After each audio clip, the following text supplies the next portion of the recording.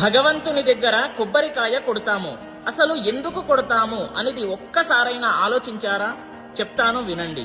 పైన కనిపిస్తుంది కదా పెంకు, దీన్ని మన అహంకారం అని అన్నారు. పగల కొడితే పగిలిపోతుంది. అప్పుడు మన అహంకారం కూడా భగవంతుని దగ్గర వదిలేశాము అని అర్థం. తర్వాత లోపల ఉన్నటువంటి తెల్లని కొబ్బరి ఏదైతే ఉంటుందో అలానే మన మనస్సు కూడా ఉండాలి.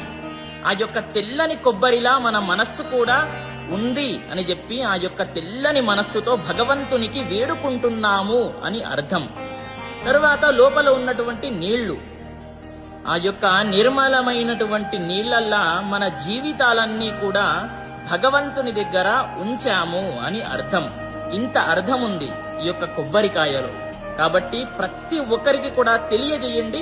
స్వస్తి సర్వే జనాః సుఖినో భవంతు.